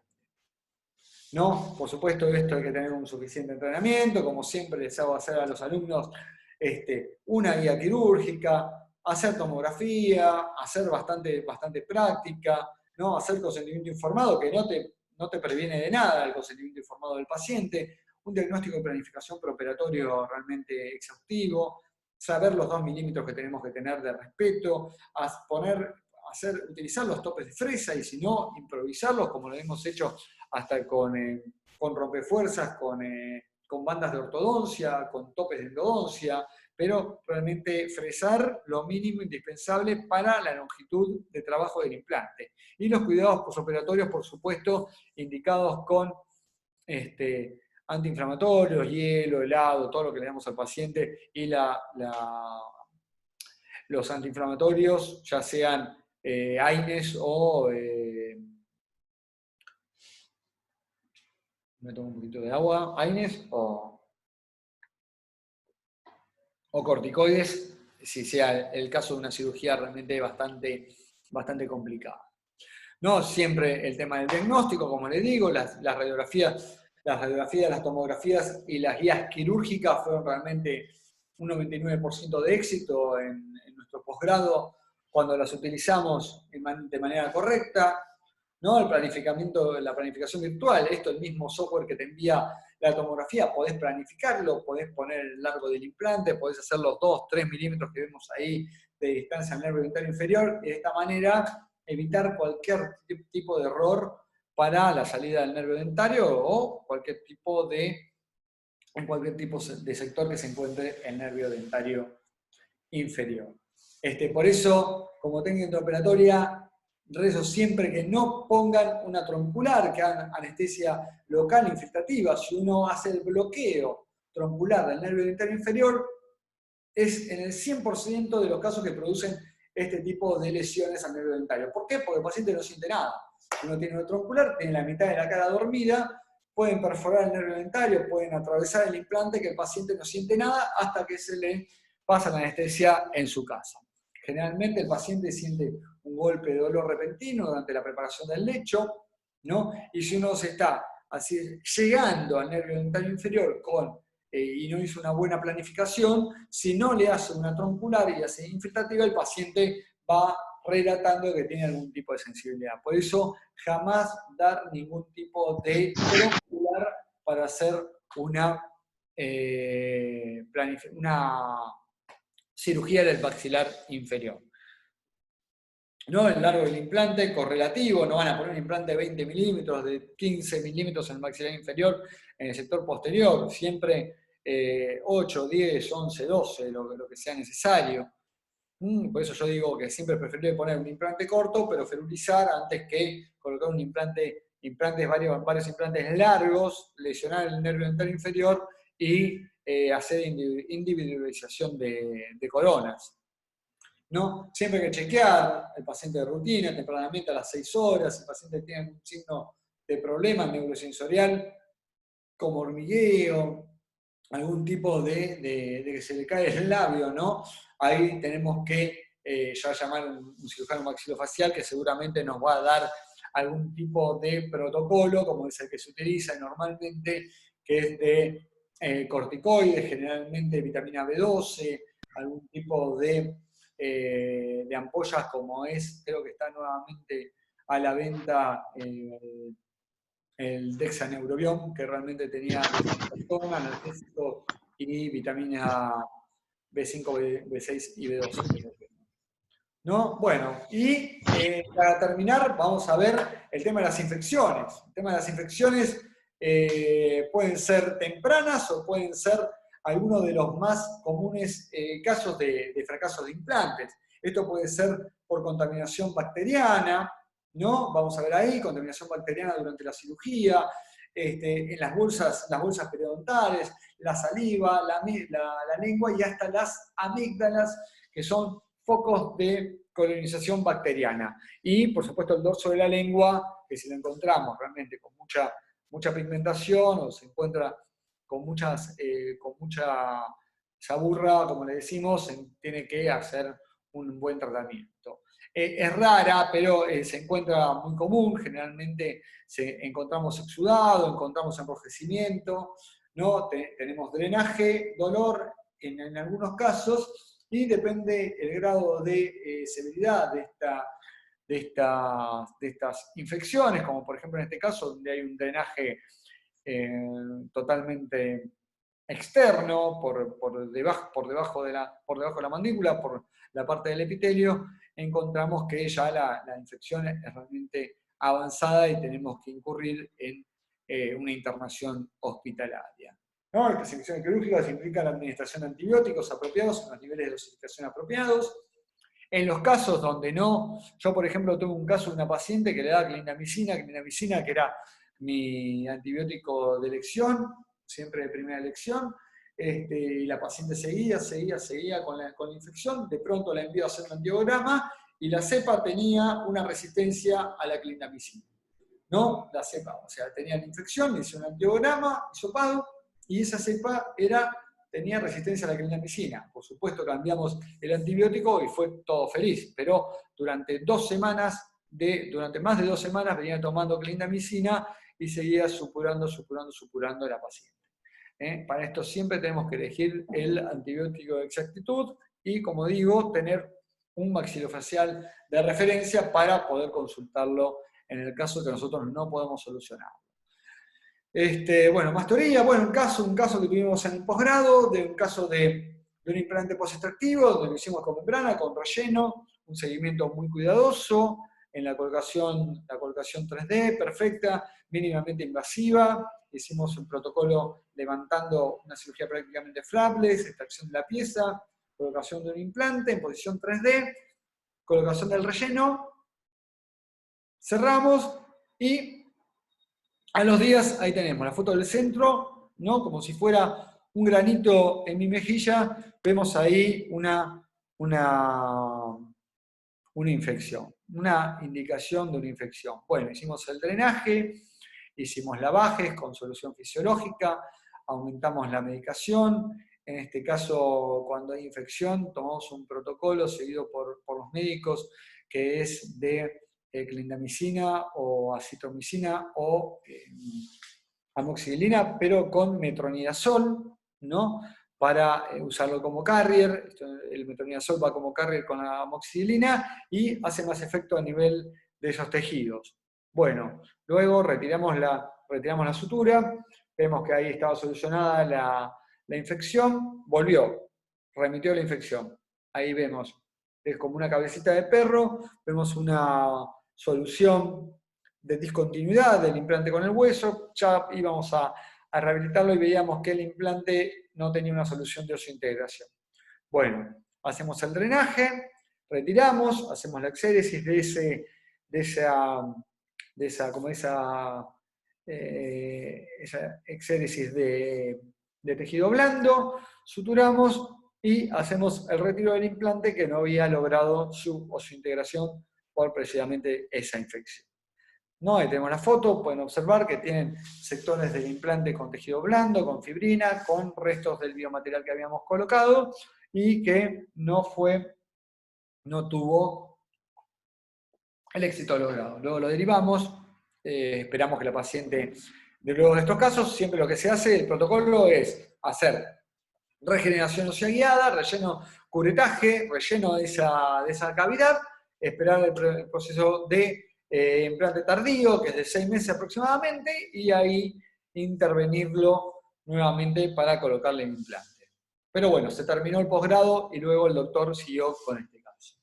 Este es un caso también de un amigo, me acuerdo José, que le habíamos hecho un injerto en bloque, con membrana y con relleno ahí, había perdido su pieza entera, tenía un reborde muy exiguo, tenía infecciones realmente muy continuas, hubo que hacerle varias veces la extracción de los biomateriales. Ahí podemos observar la membrana, una membrana de colágeno totalmente llena de pus, podemos ver que realmente cómo estaba drenando, ahí como vino a los 15 días de la cirugía, a pesar de que tomaba la medicación, y después de mucho tiempo el paciente tenía enrojecimiento de las encías. Yo le decía, ¿te pasa algo? ¿No te higienizás? Sí, me higienizo. Después de más o menos, creo que 7, 8 años de atenderlo, la esposa era enfermera, le hicieron un análisis y tenía diabetes. Una persona joven, deportista, de 30 y pico de años, y tenía diabetes, y todo esto que se produjo fueron lesiones prediabéticas durante el procedimiento de desintegración, ¿no? Ahí hacemos una limpieza, levantamos el colgajo, no tenemos las fotos en este momento, levantamos el colgajo, hacemos con solución de tetraciclina, agarramos una pepa de tetraciclina con solución fisiológica o anestesia, limpiamos totalmente la zona por unos segundos y volvemos a limpiar con solución fisiológica estéril helada, ¿no? Y limpiamos bien porque esto es muy, muy lesiva, pero realmente a mí me gusta mucho utilizarla. ¿Qué solución tuvimos que ponerle? El implante tuvo su integración y el paciente aceptó hacerse una rehabilitación con porcelana rosada. Realmente tenía una sonrisa media, ¿no? Donde exponía las papilas, no tenía una sonrisa muy, muy alta, era un morochón bien grandote, y eso lo cubría absolutamente todo, ¿no? Entonces pudimos tener ese tipo de solución, pero yo de primera mano, mi primer protocolo fue devolverle ahí el hueso que le faltaba al paciente. Bueno, voy a adelantar estos casos porque son casos de periimplantitis.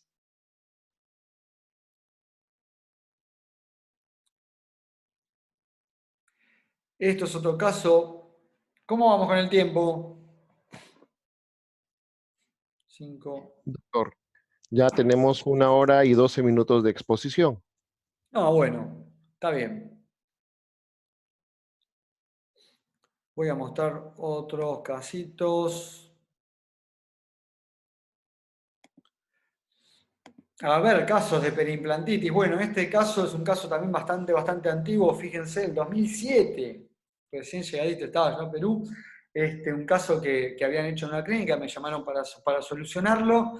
Habían hecho una carga inmediata, ¿no? Con implantes monoblock, que están muy de moda ahora de nuevo. Hay una marca que amerita, que dicen que hay que usarlos, todo, pero no siempre se puede hacer una carga inmediata y no siempre se puede hacer una rehabilitación cuando el paciente realmente no tiene un buen compliance con nosotros y no hace un buen seguimiento, empieza a masticar y hace un trabajo duro de sus piezas dentarias recién rehabilitadas y no respeta el proceso de desintegración de los implantes, más cuando son implantes tipo Tramonte, como en este caso, con unas rosquitas muy finitas, ¿no? Estaban ferulizados y realmente no estaban los integrados, ¿no? Y hubo que retirarlos y colocar otro tipo de implantes. Estos casos son fracasos por carga inmediata cuando no se tiene un muy buen anclaje de los implantes, no se puede tener un control del torque, ¿no? Este caso creo que lo mostré la semana pasada también, cuando tenemos un implante atravesando un canino retenido. Este es un caso también de un posgrado en la ciudad de Arequipa que nos había llegado. Un solo implante sosteniendo esa rehabilitación, esa férula, y tenemos los cortes, ¿no? Del implante atravesando el canino retenido. Esto simplemente con una periopical uno lo ve, realmente hay que tener mala puntería simplemente para atravesar un canino retenido. Otros casos que a veces uno se encuentra, esto fue una clínica muy importante de San Isidro, que me llamaron para rehabilitar los implantes y me encuentro con un implante monoblock transitorio, totalmente puesto. Me pidieron por favor le hiciera una corona ahí arriba y dije, no, ¿cómo voy a hacer una corona ahí arriba? No, imposible esto, no. Esto es un implante que es para hacer 4 implantes y una prótesis transitoria. Me dice, no, pero el implante está bien, está bien, a ver, agarré una portaagujas y directamente saqué una radiografía y lo retiré. Estos implantes no están realmente comprobados para hacer rehabilitaciones definitivas, por eso fueron inventados como implantes transicionales o transitorios para resistir una rehabilitación transitoria, valga la redundancia.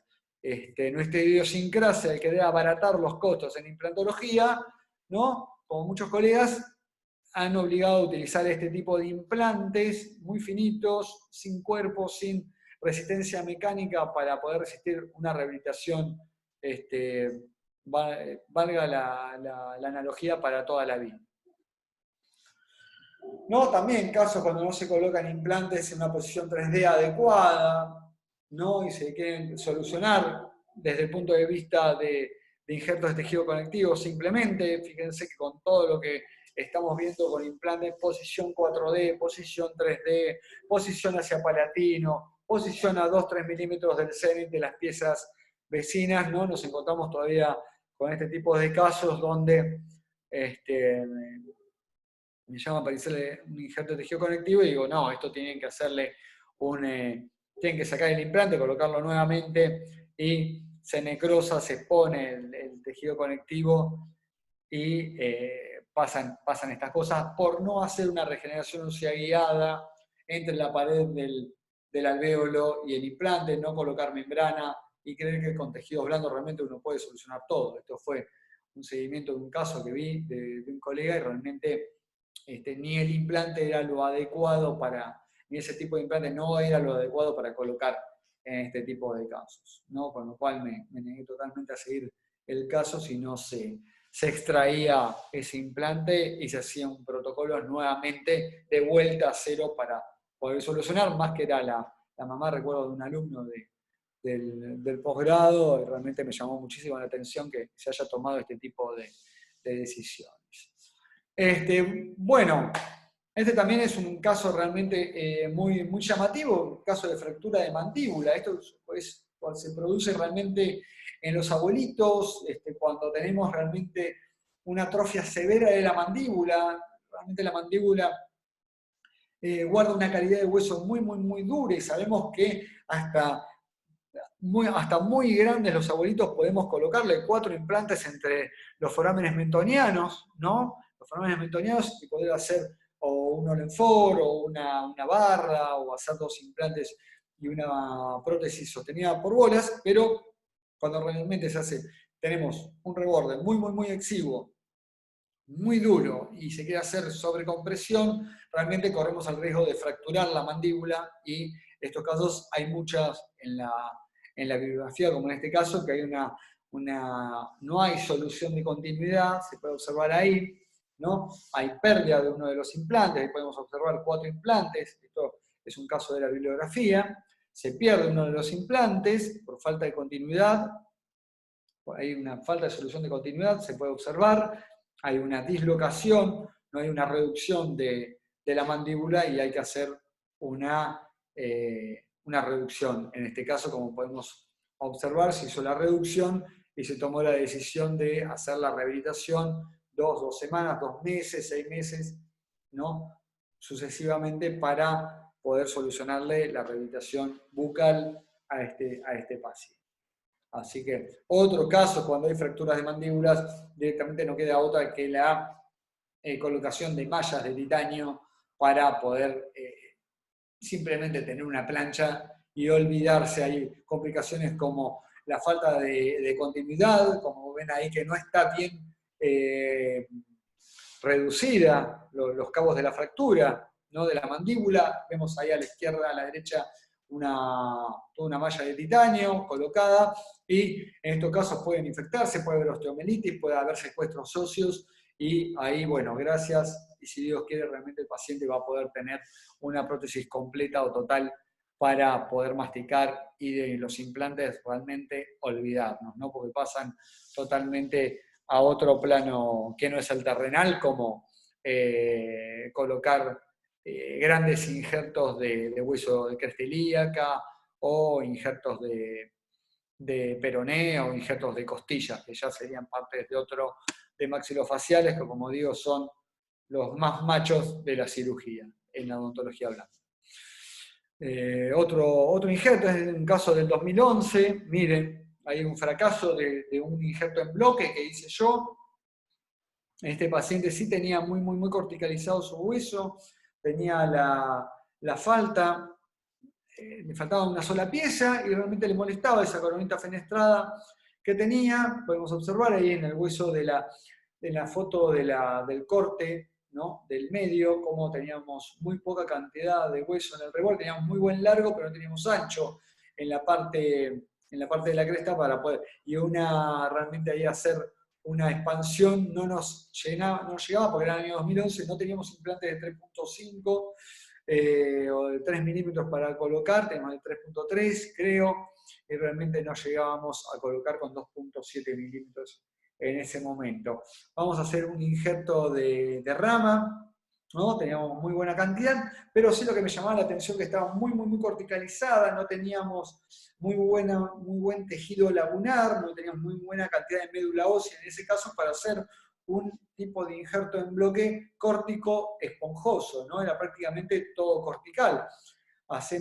Ahí retiramos la prótesis, limpiamos, hacemos la técnica de la media luna con trefina, como podemos observar ahí, con una pieza de mano recta y con una trefina de 12 milímetros, podemos sacar una muy buena cantidad, esa zona estaba déntula, luego colocamos un implante ahí, que tuvo éxito, pero este injerto, ven que tiene poco sangrado, estamos perforando ahí, tenemos poco sangrado, hacemos el raspaje con un raspador de hueso, de lámina, sale poca cantidad de hueso medular, de hueso cortical, prácticamente era todo hueso cortical. Hacemos la perforación, colocamos, hacemos la perforación con el protocolo, totalmente sin movilidad, tapamos todo, cerramos, fíjense que a los 15 días cuando viene a hacerse la extracción de las piezas, esta es la foto de la derecha, de la izquierda digo, es postoperatoria inmediata, la foto de la derecha es a los 15 días, cuando viene a retirarse la sutura, sin inflamación, nada, perfecto el paciente, retiramos la sutura, la zona dadora a los 15 días, no había ningún tipo de problemas, y lo que observamos navegando en su tomografía es que tenía como osteofitos, tenía zonas de condensaciones óseas realmente bastante detalladas dentro de la mandíbula, corticalizaciones que realmente nos llamaban la atención, vemos que ahí después se hicieron implantes, y ahí vemos que a los meses, esto es a los 4 o 5 meses más o menos, vamos a abrir, ¿no? Y podemos observar en el corte sagital hay una falta de continuidad entre el injerto y el reborde óseo. Podemos observar que hay una falta de continuidad, está perfectamente atravesado por el tornillo, pero hay como un crecimiento de tejido blando, lo cual hizo fracasar, ¿no? A pesar de que hicimos todo el protocolo de perforación, colocación de biomaterial, todo, ese hueso era netamente todo cortical, no tenía ningún tipo tenía muy poco de esponjosa, con lo cual no pegó ni selló. Podemos observarlo ahí también, a los cortes axiales, al corte sagital, podemos observar la falta de continuidad. Había una parte donde sí, había una solución de continuidad que a mí me había puesto contento, pero cuando comenzamos a hacer la perforación, el bloque se despegó y la sonamos ahí.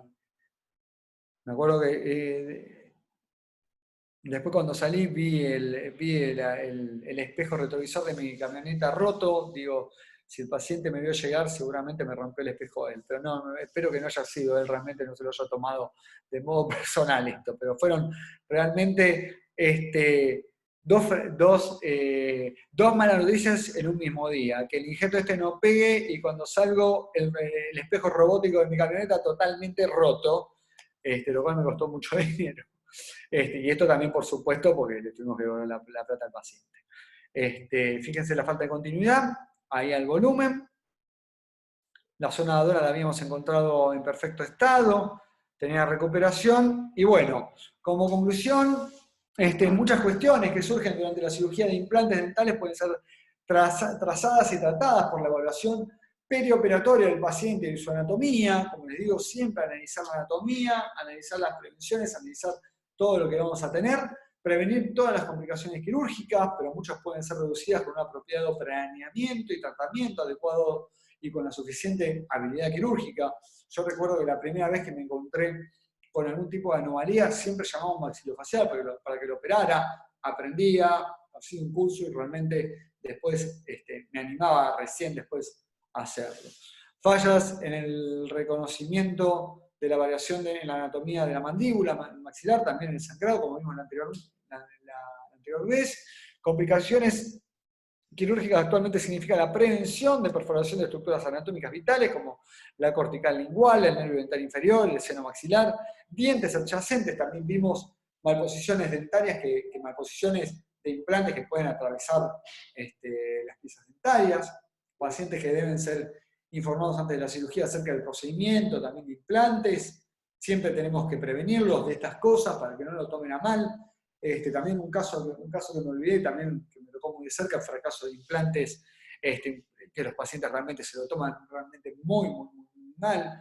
Reconocimiento rápido del desarrollo de un problema y el manejo apropiado, y la necesidad de minimizar las complicaciones intra y posoperatorias con el suficiente diálogo con los pacientes, ¿no? Y para esto, recomendaciones para evitarlo. Las únicas recomendaciones son estudiar mucho la zona, estudiar mucho el caso, prevenir absolutamente todo, tener todo el bagaje o cuidado instrumental que podamos llegar a tener, historia clínica médica completa, saber si el paciente tiene alguna enfermedad sistémica, desórdenes sanguíneos, medicación, si toma algún tipo de medicación anticoagulante. Por ejemplo, la semana pasada, en medio de esta pandemia, paciente con una infección viene a la consulta, todo disfrazado de astronauta, paciente que se quiere hacer una extracción, tiene una medicación anticoagulante y tiene síndrome antifosfolipídico. Realmente nunca lo había escuchado hablar de ese tipo de síndrome, lo cual me llevó a hacer también todo un trabajo minucioso y a incursionar en ese tipo de patología para tener todos los métodos anticoagulantes y prevenir cualquier tipo de sangrado extremo dentro de una simple extracción dentaria, ¿no? Examen clínico a la palpación, por eso siempre recomiendo que cuando uno va a hacer una perforación, palpen las tablas para ver si están yendo para otro lado, siempre hacer una guía quirúrgica, imágenes preoperatorias, modelos 3D, guías quirúrgicas, cirugía guiada hoy en día que está tan de moda, no de moda, sino para prevenir todo este tipo de lesiones. Yo nunca me voy a olvidar cómo uno de los primeros cursos que hice cirugía guiada en Brasil, vi colocar por detrás del nervio dental inferior un implante sin ningún tipo de sintomatología. Eso es algo que realmente a mano alzada no se puede realizar realmente. Y bueno, hemos llegado ya al fin de la presentación.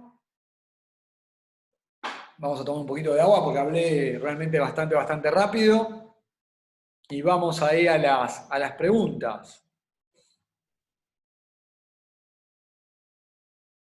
Madeleine, saludos Madeleine, veo que tuvo ahí problemas técnicos. ¿Qué pasó, Madeleine? No se mueven, Ricardo tuvo problemas.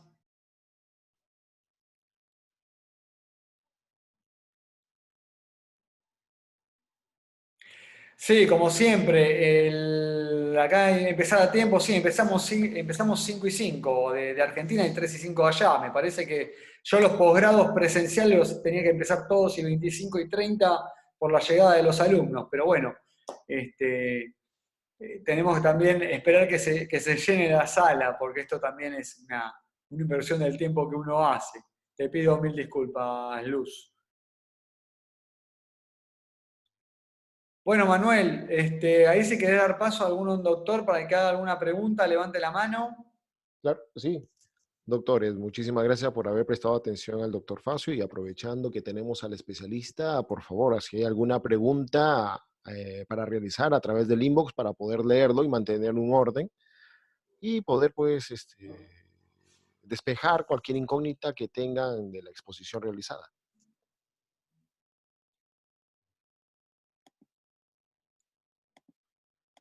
A ver. Veo mucha gente conocida y no hacen preguntas. ¿Qué pasa?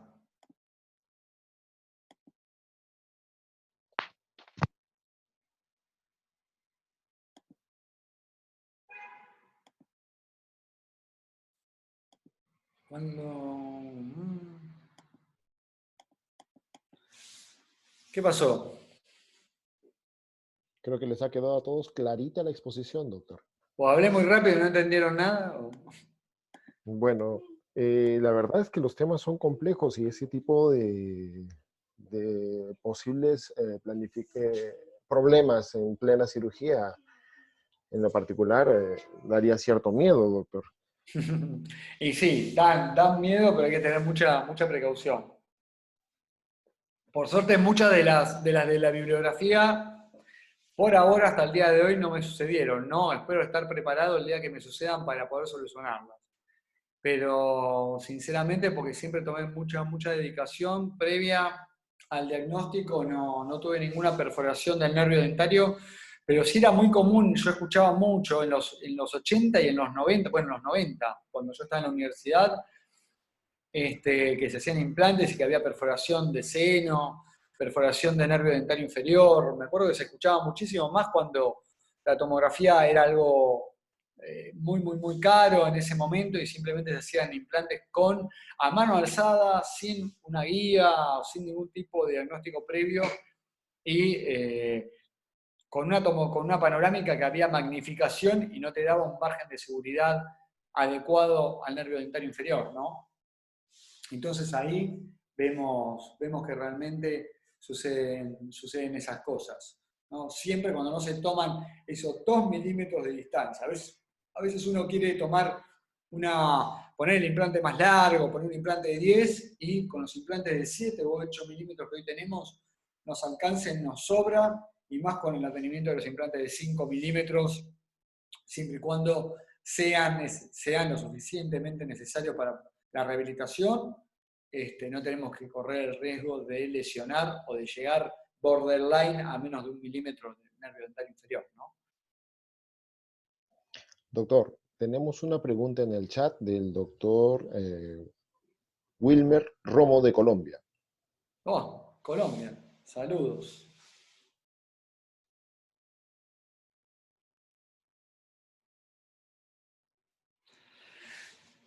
Las membranas de pericardio, bueno, yo todavía no tengo, siempre uso membranas dice saludos desde Pasto, Colombia, una pregunta, ¿consideras necesaria la utilización de membranas de pericardio para evitar la exposición de membranas de titanium? Justo iba a poner un caso de estos que no era mío, que me lo habían pasado y no quise ponerlo porque no iba a llegar con el tiempo, pero es una constante que cuando uno hace, hoy en día que están tan de moda hacer regeneraciones verticales y en ancho, con membranas de titanio, la membrana de titanio siempre se expone, generalmente en un alto porcentaje. Para esto, yo te recomiendo ya sea de pericardio, o de cualquier otro material, de pericardio o de cualquier otro material, de colágeno, cualquier otra membrana que tengas para evitar la exposición, evitar que la membrana de titanio o la malla, porque hay varios tipos de membranas de titanio, ¿no? Hay ribadas, hay totalmente metálicas, hay customizadas, pero sí lo que te recomendaría realmente es que la tapes para que pueda crecer el epitelio del conectivo y que después vos puedas tener un suficiente crecimiento de los tejidos blandos alrededor de esa membrana para poder abrir y retirarla, ¿no? Porque si se te expone en un primer momento, a las semanas de que vos terminaste, yo he visto que es realmente un dolor de cabeza tener que sacar, limpiar todo, curetear, hacer una nueva intervención. Realmente los pacientes salen realmente bastante locos de ese tipo de cirugías y uno descreyendo no solamente de los materiales, sino de la técnica también. Pero sí es una complicación muy común en regeneración ósea. Es una recomendación que dice acá el doctor, sí, recuperar la membrana de pericardio, no sé si lo dirá porque en Colombia, bueno, acá en Argentina también hay membranas de pericardio nacionales del banco de tejidos del INCUCAI y realmente son mucho más económicas que una membrana americana, ¿no? O una membrana europea.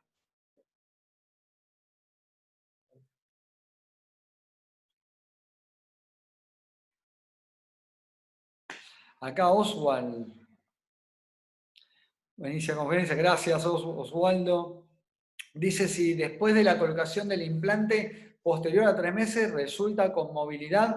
¿Hasta qué grado de movilidad es permitido un implante en la zona anterior para determinar su fracaso y retirarlo? Bueno, Osvaldo, la movilidad del implante ya es listo, es una causa para tener que retirar el implante. Y cuanto más rápido lo retires, mejor. Eso de que el implante, yo lo he escuchado mucho, es una leyenda urbana que si el implante se mueve, vos lo ajustás y podés lograr una su integración. Yo te digo que lo he visto una sola vez, que sucedió eso con un colega, que realmente el implante se movía, lo ajustó y realmente después lo vi rehabilitado. Lo vi con mis propios ojos y no se lo hubiera creído. Pero realmente yo cuando un implante se mueve, unos días, otros días, y ya retirarlo directamente, curetear, rellenar y colocar otro implante, porque la movilidad del implante postoperatoria es ya una indicación directa para retirarlo. Ya no tuviste ese anclaje inicial, no tuviste un buen BIC, no vas a tener un buen BIC, o sea, un buen implant contact, un buen contacto del implante al hueso, y va a ser es una fibrointegración, ¿no? Espero, Osvaldo, haberte resumido tu pregunta. Ya sea en la zona anterior o en la zona posterior, donde sea, esto lo tenés que retirar. José Luis, doctor, buenas. A ver, uy, se fue. Doctor, buenas, son más las complicaciones de tipo protético. Bueno, las de tipo protético las voy a dejar, no di ninguna, porque esto eran todas complicaciones quirúrgicas. Los fracasos y las complicaciones protésicas tengo también bastantes, así que las voy a mostrar, y tengo bastante bibliografía al respecto, y entró todo dentro de los últimos consensos que hubo del ITA del 2018, así que las voy a mostrar. Hay complicaciones biológicas, complicaciones técnicas, complicaciones mecánicas, hay un montón, hay una clasificación muy nueva y muy versátil para poder dárselas en otra charla, puede ser la semana que viene, quién sabe si no. Por mala higiene también, por supuesto, una perimplantitis, por falta de control, ya sea del profesional o del paciente, que se van y no vienen más, ¿no? O por mala planificación del tratamiento. Por supuesto. Sí. Pero esas son complicaciones, digamos, simples a complicar. Yo acá lo que te quise poner es el escenario de complicaciones quirúrgicas, ¿no? Intraoperatorias y posoperatorias. Las que vos decís, sí, por supuesto, son complicaciones. Totalmente evitables también, pero también por mala higiene o por problemas de control. José Luis, está muy bien indicado eso. Gracias, Wilmer. iPhone X, es un anónimo.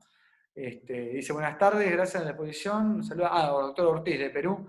Cuando hace la exéresis de un implante por la falta de osintegración, ¿coloca un implante de mayor diámetro o siempre primero realiza la regeneración? Bueno, doctor Ortiz, esto antes se hacía así, la colocación de un implante de mayor diámetro. Depende, yo mostré la semana pasada, no sé si lo viste, el retiro de implantes con retriever, con trefinas. Cuando se tenía que retirar el implante con trefinas, sí, por supuesto, estaba la imposibilidad de colocar un implante de mayor diámetro, porque si era un implante de 4, lo sacabas con una trefina de 5, o un implante de 6 no te entraba, ¿no? Hoy en día con los retrievers sí podemos retirarlo, y si era un implante de 4, podemos colocar un implante de 5, o si era de menor diámetro, lo que se llamaba antes, en mi época, un implante de rescate se llamaban. Los implantes de mayor diámetro, de 5 y de 6, se llamaban implantes de rescate. Cuando tenés que hacer regeneración, cuando no tenés ningún tipo de posibilidades para tener un anclaje en ese momento que vos retirás el implante y colocás uno nuevo. Si en ese momento tratás de colocar un implante y no tenés ningún tipo de anclaje mecánico, de anclaje inicial, de buena fijación primaria del implante, mecánicamente, ahí sí, retirá el implante, dejalo para la maquetita, y sí tenés que hacer una regeneración de la zona para lograr rellenar esa zona. Madeleine, muchos saludos, Madeleine. ¿Cuánto tiempo después de realizar la regeneración ósea debo esperar en el caso de tener un paciente con poco hueso alveolar en la arcada inferior? Bueno, en la arcada inferior hay distintos tipos de protocolos, hay distintos tipos de de encarar para elevar tanto en la zona vertical como en la zona horizontal. En ese caso, los protocolos, hay muchísimos doctores que son muy tromes con respecto a eso. Yo prefiero realizar otro tipo en pacientes de edad avanzada, no realizar ese tipo de regeneraciones porque es encarar realmente un proceso muy doloroso en un paciente de más de 60, 70 años. Pero todo depende del protocolo, de los materiales que hayas utilizado, y lo que siempre recomiendo, utilizar imágenes diagnósticas para evaluar si realmente toda esa regeneración ya cuajó, ¿no? O si ya está perfectamente compactada, integrada, como para soportar una cirugía de perforación de implantes. Y en la arcada inferior, que tenés bastante hueso cortical, es otro tipo de procedimiento, de altura. Hay diferentes técnicas como la de Tinkio, como como la del doctor Pierre Gallo, o muchos otros doctores que están yendo a hacer cursos a toda Latinoamérica.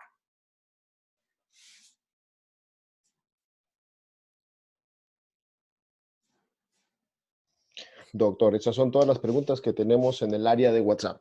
¿Alguna última conclusión que podamos considerar para que los doctores presentes puedan tener en cuenta? Sí, bueno, por lo que veo acá hay bastantes con respecto a lo que es perimplantitis y falta de integración de los implantes. Lo voy a dejar quizás para una otra charla la semana que viene o la otra. Oswaldo me dice, tónica de Socket Chill, no la uso, me da cosquillas realmente dejar una... Sé que funciona, sé que está aprobada por los doctores Hürseler y los dos doctores que son tromes de Suiza, pero realmente yo... Sí, si decís ahí diente con tratamiento de conducto, proceso infeccioso, no, el proceso, si tenés un proceso, como dije la vez pasada, tenés un proceso activo de infección, está totalmente comprobado que tenés que realizar la cronificación de esa patología y extraer la pieza y hacer el implante en otro paso. No te conviene hacer ningún tipo de medicación intraoperatoria, ahí yo no te lo recomiendo. O sea, lo que dice el último consensus es que hay un 2% solamente un 2% de posibilidad de que el implante colocado en una zona con infección tenga un éxito. Si tenés un 98% de posibilidades de fracaso, yo no lo colocaría. Y Socket Chill realmente a mí todavía me da un poquito de cosquillita usar esa técnica. No lo he hecho, no lo he intentado. Tengo amigos que lo usan mucho, pero realmente yo prefiero extraer la pieza dental, colocar biomaterial, membrana, y eso a mí, en mi cabeza, y a la noche me deja dormir mejor con la almohada, sabiendo que no dejé ningún tipo de resto de raíz que me puede traer algún tipo de complicación. ¿No? Sé que está muy, muy, muy avanzada en este momento. He visto muchos webinars del doctor Hürseler que realiza esta técnica, ya la tiene bastante avanzada, pero realmente a mí todavía no me siento capacitado para poder utilizarla. Mario Charlenque me dice, después de retirar un implante con perimplantitis, tengo un mate, ¿qué tiempo considera usted retirar nuevamente y colocar un implante? Bueno, acá tenemos dos tipos de... La pregunta la voy a dividir en dos partes. Si el implante tuvo una perimplantitis, le llama eso una fibrointegración, puedo curetear y lo puedo colocar en el momento. Diferente si tiene una perimplantitis con supuración, con materia y todo ese proceso que hay que retirarlo, hay que hacer curetaje, limpieza, irrigación de la zona, colocar elementos hemostáticos.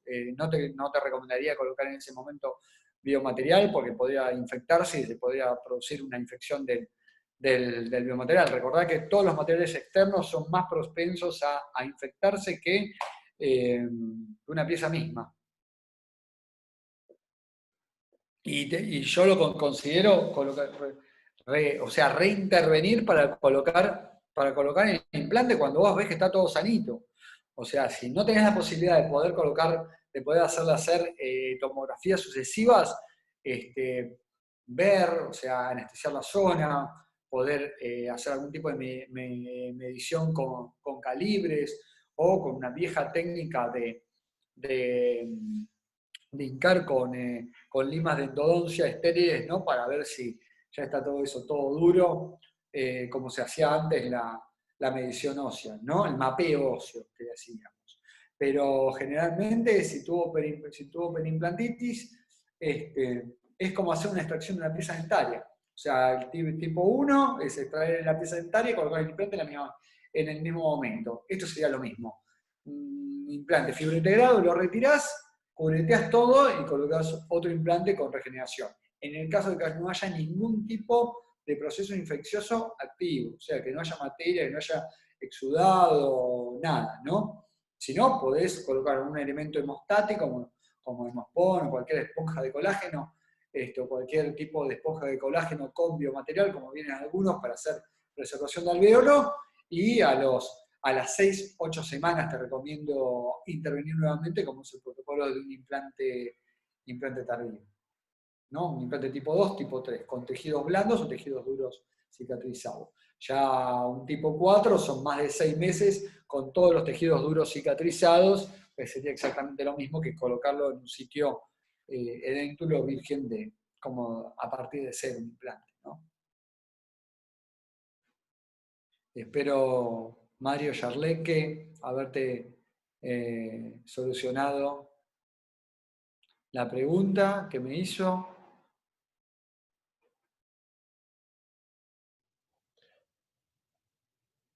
Doctores, ¿tenemos más preguntas, por favor?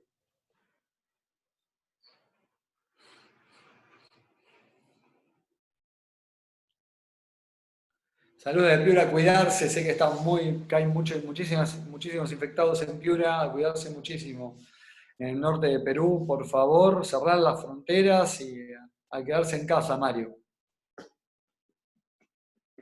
A comer un buen pescadito.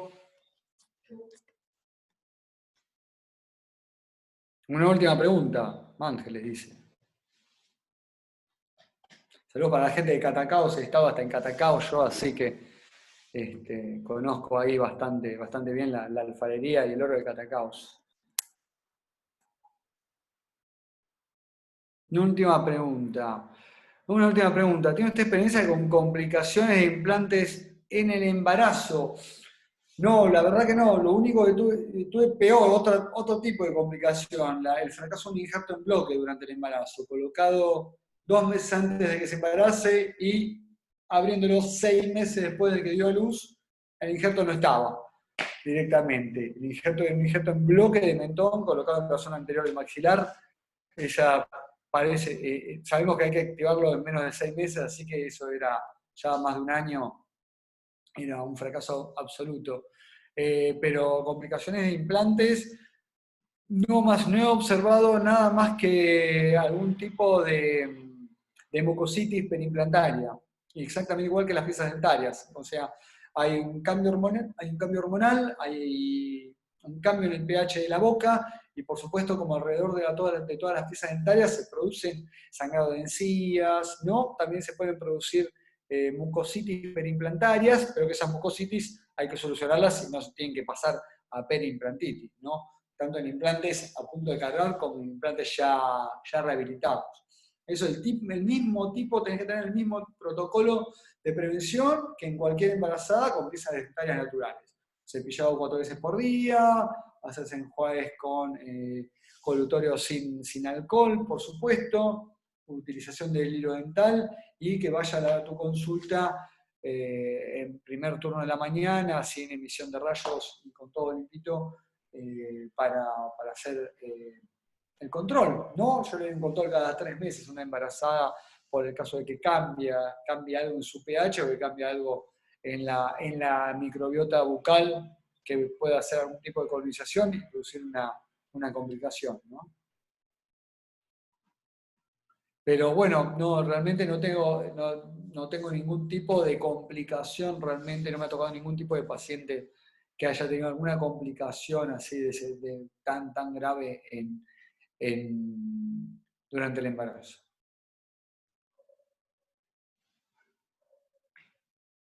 Gracias a vos, Ángeles.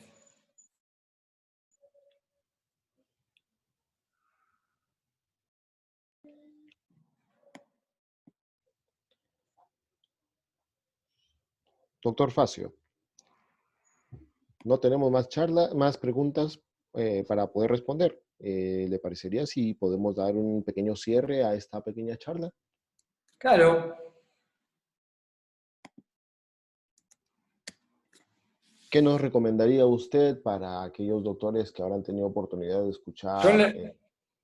lo que les recomendaría es no hacer intervenciones por las cuales no estamos preparados a realizar y realmente tener mucha precaución, mucha precaución en todas las intervenciones, no minimizar, estudiar mucho el terreno donde vamos a trabajar, estudiar más el terreno donde podemos llegar a tener complicaciones, como por ejemplo el seno maxilar. Si uno no hizo un levantamiento de seno maxilar, no está capacitado para poder solucionar un problema en el seno maxilar, ¿no?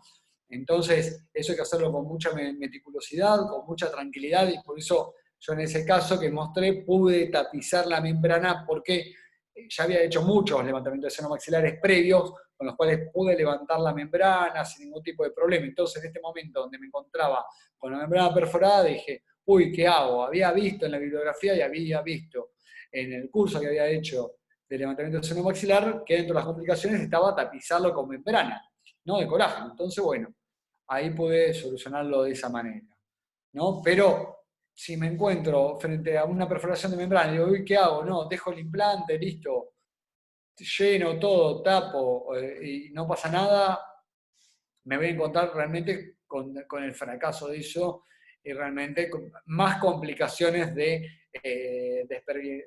desperdigar el relleno dentro del seno maxilar, ¿no? Que es peor todavía. Eso voy a tener que llamar a un otorrino para que haga una catwalk look, para que haga la limpieza, que haga el curetaje de toda la cavidad del seno maxilar, deje gasa iodofórmica, para lo cual el paciente va a estar acordándose de mi madre, mi abuela y de mi hermana que no tengo también, ¿no? Así que hay que tener mucho cuidado con eso y estar preparado, simplemente. Y si no estoy preparado, tener siempre de la mano un colega que realmente tenga más experiencia que yo, como digo, un maxilofacial, que pueda llegar a solucionarme este tipo de problemas.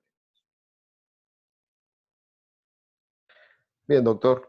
Agradecemos mucho su presentación, entregarnos mucho de su experiencia. Le hago hincapié que mandan saludos desde México, la doctora Caterín. Saludos, Caterina. Sí, somos internacionales, doctor, gracias a usted. Gracias a Valveraisa. Claro, gracias a usted y a Biorizon, como debe ser.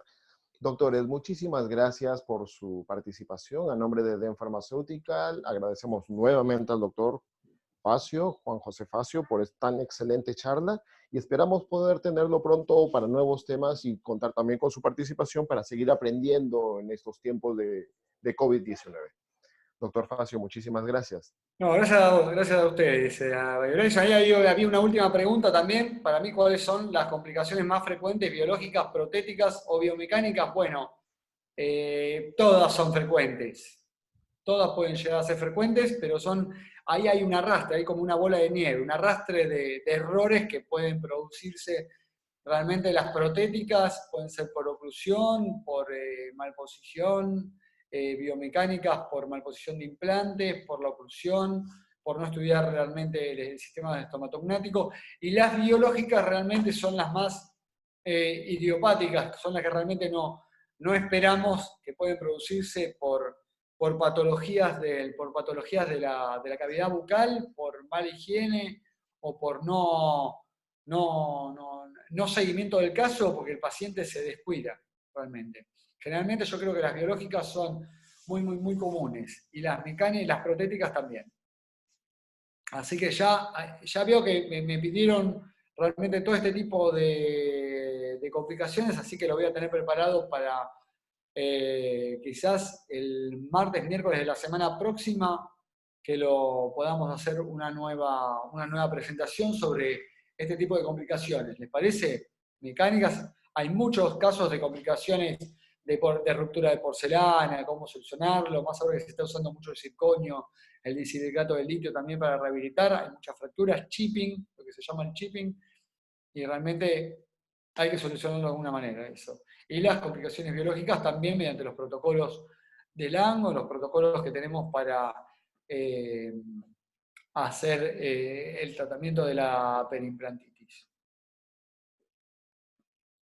Bien, Bueno, ahora sí, doctor, Manuel. entonces, coordinemos para tener una buena charla la próxima semana y así Perfecto. completar todo Veo que ello. son muchas las, veo que son, a última hora vienen todas las inquietudes, así que las voy a tener en cuenta para la próxima presentación. Hacer esto realmente fue el único, por lo que vi en todos los webinars, fue la única presentación de fracasos y de complicaciones, así que todo, me alegro de que esto haya tenido éxito. Claro que sí, ha ayudado a enriquecer mucho a los doctores participantes y esperamos poder tenerlos la próxima semana también. Perfecto. Gracias a Doctor, todos. muchísimas gracias, que pase Saludos. un buen Y día de independencia. a quedarse en casa. Doctores, volviendo a la recomendación, vivimos tiempos difíciles, les pedimos por favor a nombre de Eden Farmacéutica Levaga Horizon quedarse en casa y cuidar a la familia y hacer que todo este tiempo o este mal tiempo se convierte en algo positivo para un futuro mejor con respecto a la salud en todos nuestros países en Latinoamérica. Sin más que agregar, doctores, agradezco su participación y nos estaríamos despidiendo y coordinando para una segunda charla. Muy amable, tengan todos ustedes muy buenas tardes. Chau, chau.